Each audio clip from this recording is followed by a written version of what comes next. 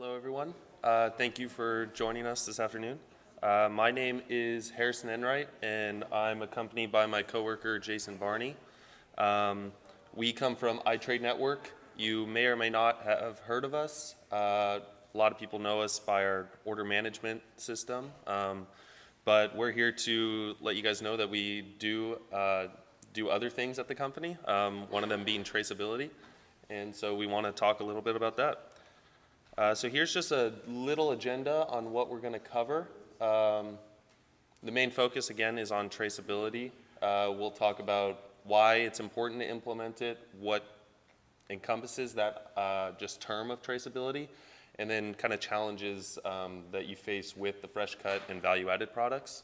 And then that's what Jason's going to touch on, and then what I'm going to touch on is specifically our solution at iTradeNetwork called iTRACE Fresh, how it relates to ASNs or advanced ship notices, and then I'm going to touch a little bit on the iTrade blockchain that we're developing and how that ties in with traceability. These are just photos of us. Jason Varni is the Director of Solutions at iTradeNetwork, and myself, I'm the product manager of traceability at iTradeNetwork. So I'll just go over this. This is just a little background on our company if you don't know about us. But we kind of are involved with all members of the produce and just agriculture perishable goods supply chain. We work with grower shippers, distributors, operators, retailers, consumers, manufacturers, all these people. And then this is just a summary of some statistics that we did just in the year of 2018. So we're very big global company with who we interact with and the type of data that we are involved with. And then this is just more stats. All of these can be looked up on our website, but we just wanted to go over it with you guys. And then this is just kind of an overview of all the different parts of the supply chain that we touch and naming specifically the products that we've developed at iTradeNetwork. So in terms of procurement, we have an MDS, the OMS platform, which is what many of you probably know us by. We also have a branded procurement and a rebate management tool called Karma. We have a logistics platform as well as a full traceability, and I'll go into much more detail about that, and then a fresh analytics tool as well that we've developed over the years. And I'll pass it off to Jason now. Thanks, Harrison. So, show of hands from folks who are familiar with their company's traceability program or have some sort of involvement in that. Awesome. That's really really good to see. Really, if you kind of look at history, if some of you guys have been in the industry for a while, there was a kind of a keystone event that happened in 2006. In the Salinas and Yuma area with the leafy greens folks that kind of my startup came out of that developed the solutions that are now iTrade. We call it the spinach crisis of 06. You hear stories of, simultaneously across, from Green Giant to Church Brothers to Dole and Fresh Express, black SUVs pulling up from the government and demanding records. And, the issue there was that the industry at the time, everyone kind of had their traceability solution. You had lot codes, you had branch block IDs. I mean, these things have been done for generations, knowing where something came from. But in 06, it kind of really hit hard in the terms of that there was an outbreak. No one kind of really could figure out where it happened. There was no smoking gun. It was really a full commodity-wide recall. What you'll see even with the more recent romaine recalls is, you'll see it at least kind of localized to a region, which, there's going to be improvement there. But, really, overnight, the price of spinach was like literally cut in half overnight. And, within a month, the volumes being shipped and sold were halved. And so it was a huge impact. And I think, it took, years and years for spinach to kind of recover. And there's probably some folks that even to this day don't eat spinach because of that. So you really had a large erosion of consumer confidence in a, kind of a whole segment, commodity segment. And, knowing that kind of the writing was on the wall for government regulation to come down. I mean, it was years and years later that FSMA happened, but In advance of that, the industry, from the retail side, companies from the buy side as well as the supply side, and then industry groups like PMA, United Fresh, they got together to form what was called the Produce Traceability Initiative. And you'll hear jargon. Anyone heard the jargon PTI or PTI labeling? Show of hands if that rings any bells. That's kind of the acronym Produce Traceability Initiative led to this kind of PTI, and that's where you see standardization of labeling. You have, industry, kind of cross-industry standards groups, primarily, and I'll talk a little more about that shortly. GS1, has identifiers that are kind of interoperable, meaning if you're different companies or using different technologies, as long as you can kind of identify products and label to these standards, that information can easily be identified anywhere in the supply chain based on you're using these standards. So really, what is produce traceability? I mean, there's kind of a lot of different folks have different perceptions of it. We all shop at grocery stores. There's whether it's your Safeway Vons or if you're in Florida, you're at Publix.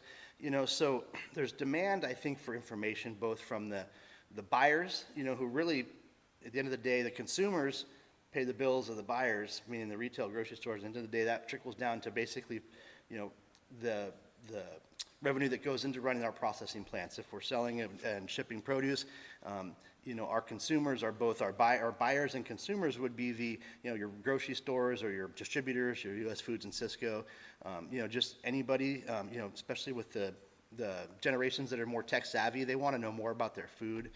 So really it's like, it's kind of some questions. What is it? Where did it come from? What's been done to it? And what's it going to do to me? And these are things like,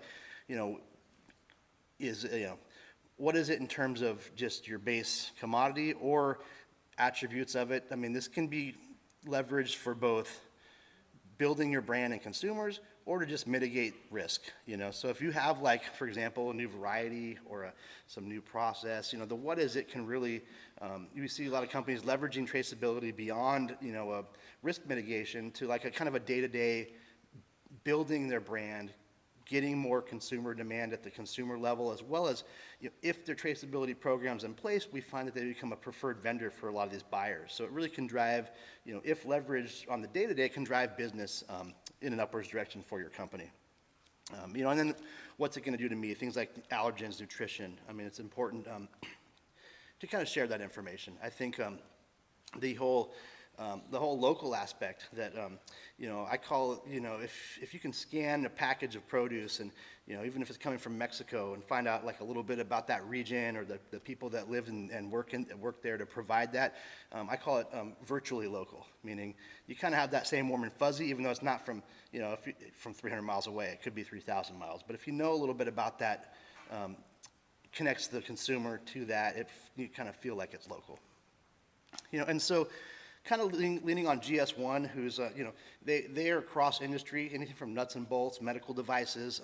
They're also very involved in produce. And so, they have kind of a concept of traceability that revolves around some keystones. And that would be the, identification of products and locations and events, and then capturing data around these events, meaning, this case with this identifier for that type of case at that identified location had something happen to it. It was packed, it was loaded on a truck.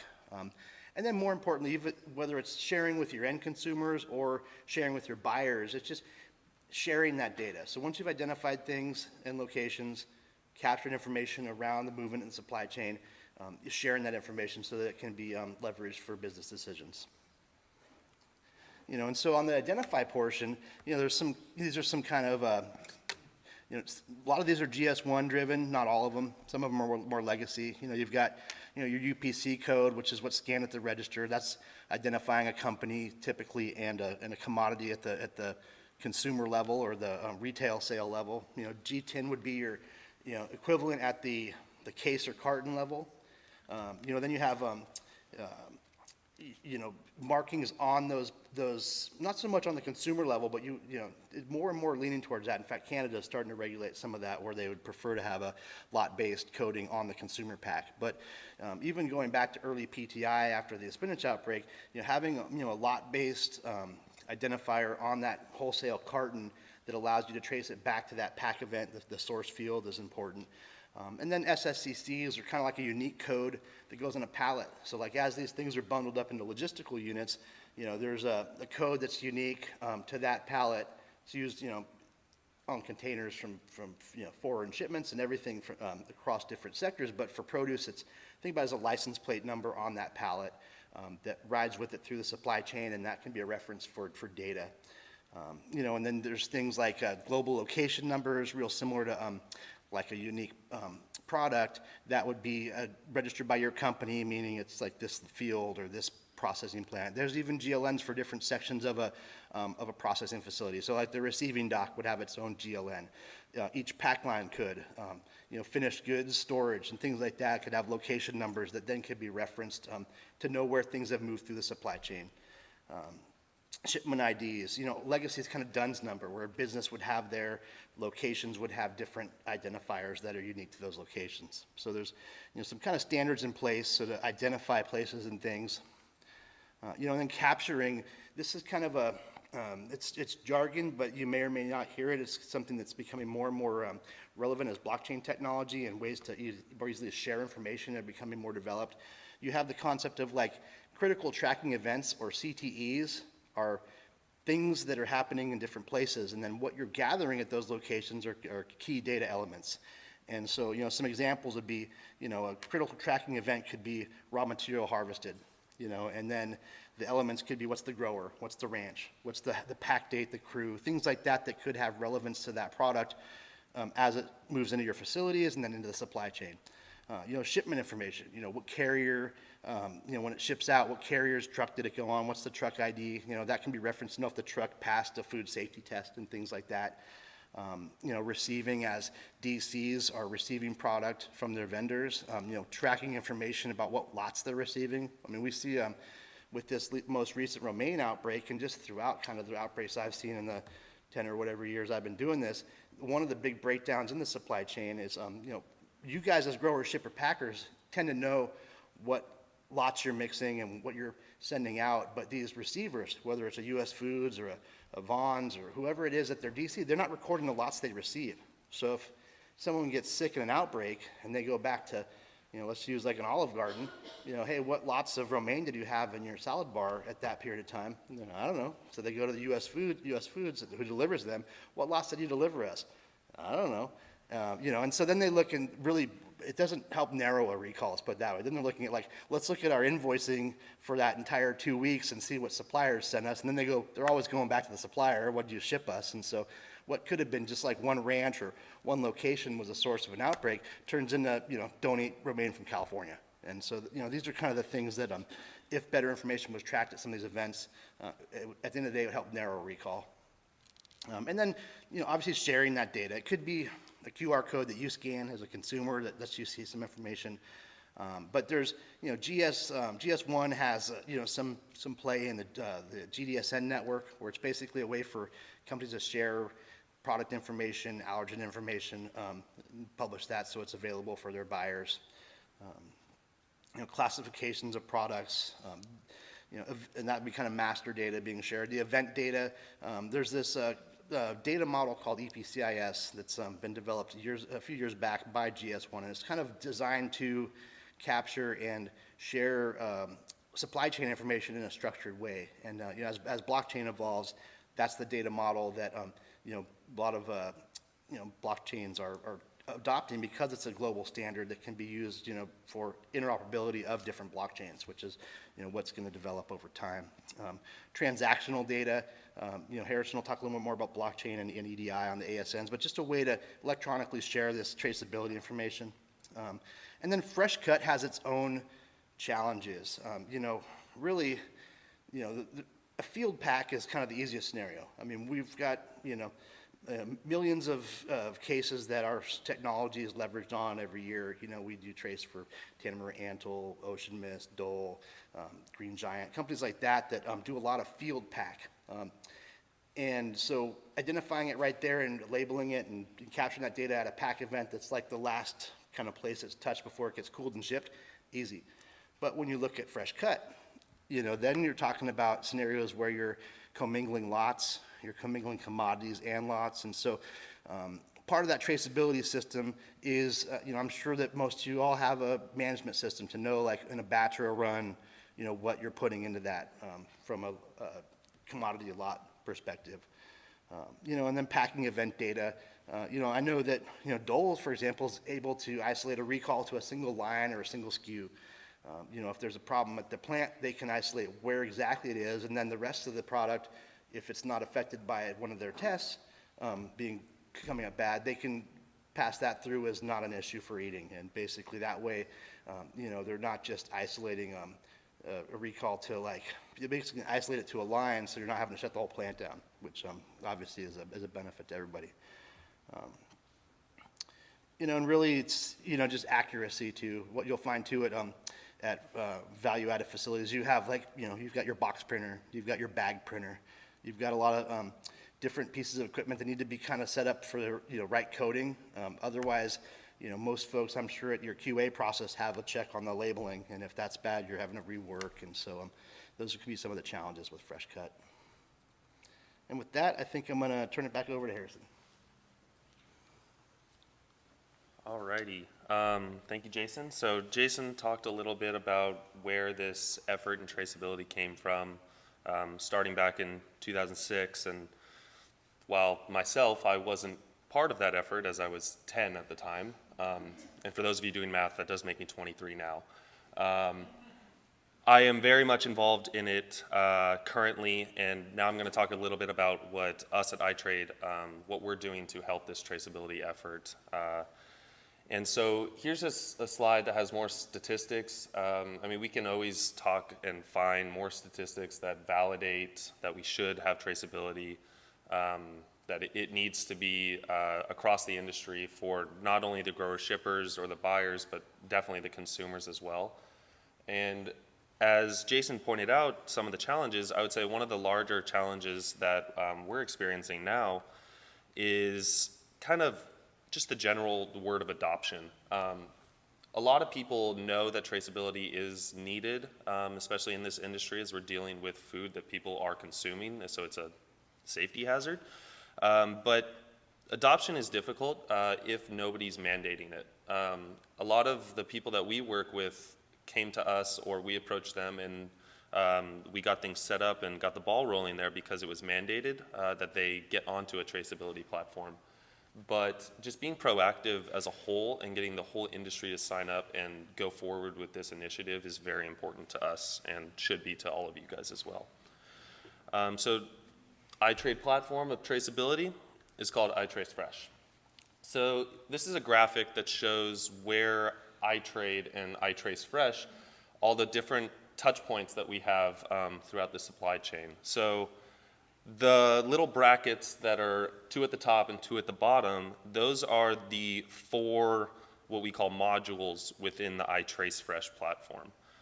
So the first one, the most generic one that you can see on the bottom level is called label, and that is our case labeling solution. So that kind of starts at the first step of the supply chain when the product is being harvested. And that goes all the way until it's being shipped to the store. I mean, the case label continues on going on to the store, and you can use that information and look at it and refer back and find out the lot information. But our case labeling information, our case labeling solution really captures as much or as little is required of you or that you want to do in terms of traceability. So we can, and I'll go into it again later. Our second module is called item, and that goes in a little deeper than label, whereas label stops at just doing the generic case that the product is packaged in. item goes a little further and goes down to the individual item level, so that when a consumer is actually in the store choosing their product, whatever it may be, this clamshell of strawberries, they would be able to, if the grower used our system for traceability, the consumer would be able to scan a QR code, and the consumer would be able to find out exactly where that product that they're buying came from. And as much information as the grower wants to make available to that consumer, that would be available. So they could know where it was harvested, when it was harvested, how long it took to get to them at that location. They could even get information as to who on the team was the one that harvested the product. So you can really, as a grower, really engage more with your consumers and create that brand loyalty with them. And with that is another additional little level, that when the consumer is scanning that QR code to pull up that information, the grower has the opportunity to direct the consumer directly to their website, and they can get little surveys, do feedback, have some type of promotional program where if you scan and complete 10 surveys or something, you can get 50%, I don't know, whatever it may be. That's another opportunity that they have to actually engage with the end consumer, which is very important to them, as a lot of growers don't necessarily get that visibility throughout the entire supply chain. Our third module is called Load, and again, all of these I will go into further detail, but what Load does is essentially a management system to give you better visibility into what we call the first mile of the supply chain. So as the product's being harvested until it gets cooled. So really helping with reducing that cut to cool time. And then finally, our fourth module is called Transit. And what Transit does is it comes into play once that product is being ready to be shipped out to the buyers, the retailers, whoever the end location is. And it deals with what I mentioned previously, sending those ASNs, those advanced ship notices that contain the full traceability information within them. So the buyer actually gets that full visibility and full understanding of what they're purchasing at the time that it's being shipped to them, rather than having to wait until the product actually arrives at their warehouse or distribution center, whatever it is. So moving on. Our first module that I mentioned is called Label. This is just a very generic example. Many of you have probably seen these, but this is a PTI label. So this would go on the outside of the case, and it is very flexible in terms of we have a deep understanding that multiple buyers will require different amounts of information to be on their label.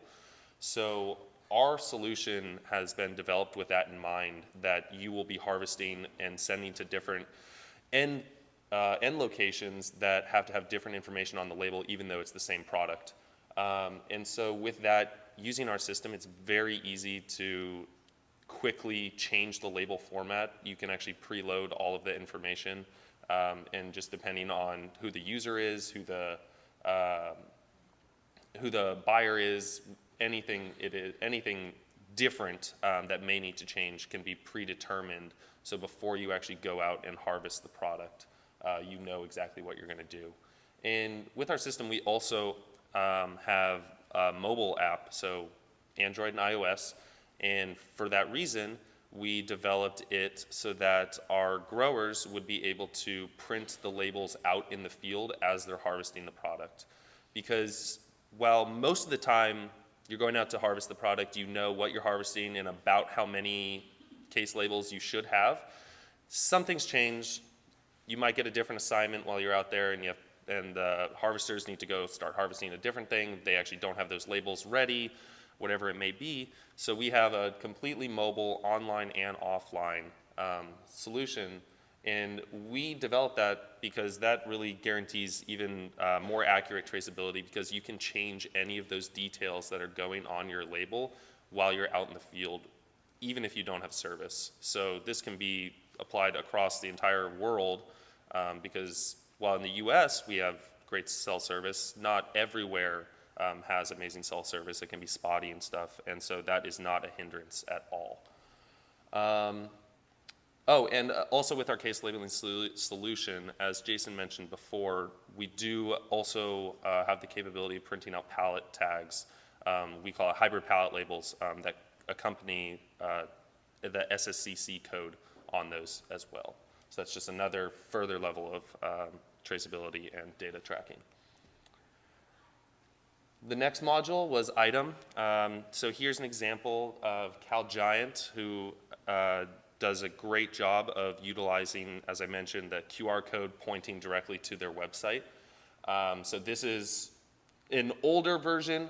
As you can see, one of the things is required field of a Twitter username. Not everyone has Twitter, so I don't know exactly how you would fill out the survey if you didn't have Twitter. But Cal Giant does a great job of utilizing this. So on all of their clamshells, they have, you can have the QR code, as I mentioned, and that has all the traceability information about that product, and you make, not public, but you can make visible as much or as little information of that as you want. So this is the ability to reach out to the consumer, give the consumer more knowledge on what they're actually purchasing. But it's also another level down that you're going for just in terms of traceability and keeping track of all that information. So that instead of when someone's saying, okay, was this case, where did this case come from? You can actually say, well, where did these 5 clamshells of blueberries come from? And you have that granular level of information. Our third module is called load. And with load, as I mentioned before, reducing that cut to cool time is the emphasis here. So it's basically a centralized dashboard that you will be able to see and manage all of your loads as they're being harvested until they get to the cooler. So I know it was brought up earlier, but leaving product out in the sun for 1 hour longer can take 1 or 2 days, multiple days off the shelf life of the product. If you're able to know exactly where all of those loads are out in the field, in multiple fields, at any of your growing operations, you know if a load has been staying out in the sun too long, it accidentally got forgotten, or it just hasn't been received yet. You can set up something to get like a little notification like, okay, this load usually has a cut to cool time of 2 hours. It's been out in the sun for 5 hours. Let's go find that and get that in the cooler. It may be too far gone, but it might not be. So just getting better visibility, better management opportunities to more optimize your organization and your processes that you have in place. And finally, our fourth module is called transit. And what transit does is it does not send a generic ASN, but rather it sends a palletized ASN. So as you're completing the purchase order for the buyer, you're able to give them, and by you I'm referring to the grower shipper, the grower shipper is able to give the buyer all the traceability information on a palletized line by line level. So they know the full traceability, all the data about the product that they're purchasing, they get it at the time that you're shipping it to them, rather than waiting until it's received. So just to provide an example of this and how it's useful to the buyer, not only in gaining that information, but they're able to see, okay, I have a shipment coming in today of apples, and then I have a shipment coming in tomorrow of the same apples, the same type, but I know the shipment coming in tomorrow was actually harvested before the shipment coming in today. So I know if when I show up to work tomorrow, the shipment that's coming in, I got to put that to the front of the shelves because that probably has a sooner expiration date because I know the date that it was harvested. So it's just further visibility into the products that you're buying, and then you can translate that information into giving the consumer more information and more security about what they're purchasing as well. And then as we said, the way that this works into what we're developing at iTrade, the iTrade blockchain, this information through our transit module stores all this information on the blockchain. So blockchain is kind of a buzzword nowadays, and some of you may know what it is, some of you might not. Very simplified definition is it is a immutable ledger.